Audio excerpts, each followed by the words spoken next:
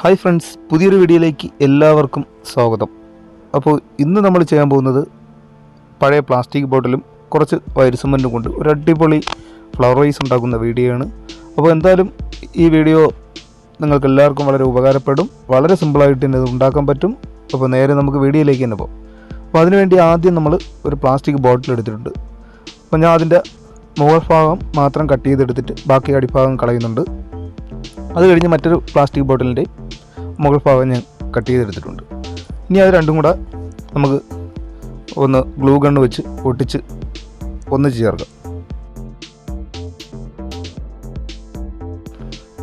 വലിയ ഗ്യാപ്പൊക്കെ ഉണ്ടെങ്കിൽ ചെറുതായിട്ട് ആ ഗ്ലൂ ഗണ്ണ് അവിടെയും കൂടെ ഒന്ന് ടച്ച് ചെയ്ത് കൊടുക്കുക. എന്നിട്ട് അതിൻ്റെ അടിഭാഗത്തു നിന്ന് കുറച്ച് കൂടെ നമുക്ക് കട്ട് ചെയ്ത് മാറ്റി കളയാം. അപ്പോൾ അടിഭാഗം കുറച്ച് കട്ട് ചെയ്ത് മാറ്റിയിട്ടുണ്ട്. ഇനി മറ്റൊരു പ്ലാസ്റ്റിക് ബോട്ടിലിൻ്റെ വീണ്ടും മുകൾ സൈഡ് ഞാൻ കട്ട് ചെയ്തെടുത്തിട്ടുണ്ട്. അതിൻ്റെ ഒരു ചെറിയ പീസും കൂടെ അടിഭാഗത്ത് നിന്ന് കട്ട് ചെയ്ത് കളഞ്ഞിട്ടുണ്ട്. എന്നിട്ട് നമ്മൾ ആദ്യം ഉണ്ടാക്കി വെച്ചിരിക്കുന്ന മോൾഡിൻ്റെ മുകൾ ഭാഗത്ത് മറ്റേ ഭാഗവും കൂടെ തിരിച്ച് ഗ്ലൂ ഗണ്ണ് ഉപയോഗിച്ച് അതും കൂടെ ഒന്ന് ഒട്ടിച്ച് ചേർക്കാം. അത് കഴിഞ്ഞിട്ട് നമുക്ക് അതിൻ്റെ ആ ഒരു മുകളിലത്തെ സൈഡിൻ്റെ വണ്ണം ഒന്ന് കുറയ്ക്കാൻ വേണ്ടി കുറച്ച് ഭാഗം ഞാൻ കട്ട് ചെയ്ത് കളയുന്നുണ്ട്.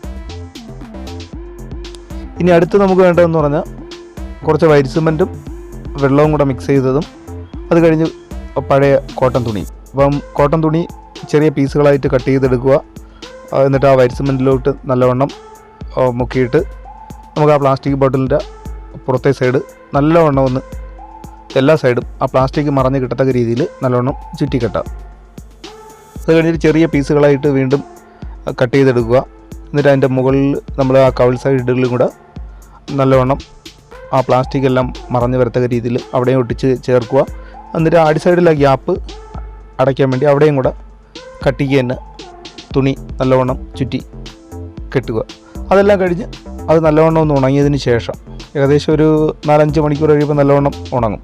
എന്നിട്ട് വൈറ്റ് സിമൻറ്റ് നല്ലവണ്ണം കട്ടിക്ക് തന്നെ മിക്സ് ചെയ്തെടുത്ത് നമുക്ക് ആ ബോട്ടിലിൻ്റെ പുറത്തെ സൈഡിൽ ഒരു 4 ഇഞ്ച് കനം വരത്തക്ക രീതിയിൽ നല്ലവണ്ണം ഒന്ന് തേച്ച് പിടിപ്പിക്കാം. അപ്പോൾ അതിൻ്റെ സൈഡിലും അടിഭാഗത്തും ആ മുകൾ സൈഡിലും കുറേശ്ശെ തേച്ച് പിടിപ്പിച്ച് ആ അടി സൈഡിൽ ഒരു ശകലം കട്ടി കൂട്ടി കനം കുറച്ചും കൂടെ കൂട്ടിയെടുക്കാൻ ശ്രമിക്കുക. അപ്പോൾ മൊത്തത്തിലൊരു 4 ഇഞ്ച് കനം തേച്ച് പിടിപ്പിച്ചിട്ടുണ്ട്. അതെല്ലാം കഴിഞ്ഞ് 24 മണിക്കൂറിന് ശേഷം നമുക്ക് വെള്ളവും 80ൻ്റെ സാൻഡ് പേപ്പർ ഉപയോഗിച്ച് നല്ലവണ്ണം പേപ്പർ ചെയ്തെടുക്കാം. അപ്പോൾ 80ൻ്റെ സാൻഡ് പേപ്പർ ഉപയോഗിച്ച് പെട്ടെന്ന് തന്നെ നമുക്ക് വെള്ളവും കൂടെ ഉപയോഗിച്ച് പേപ്പർ ചെയ്തെടുക്കുമ്പം നല്ല ഫിനിഷിംഗ് ആയിട്ട് പെട്ടെന്ന് കിട്ടും. ആ തടുപ്പെല്ലാം മാറി കിട്ടും. അപ്പോൾ പേപ്പറെല്ലാം ചെയ്ത് തീർന്നിട്ട് അടുത്ത് നമുക്ക് കളർ കൊടുക്കുക എന്നുള്ളതാണ്.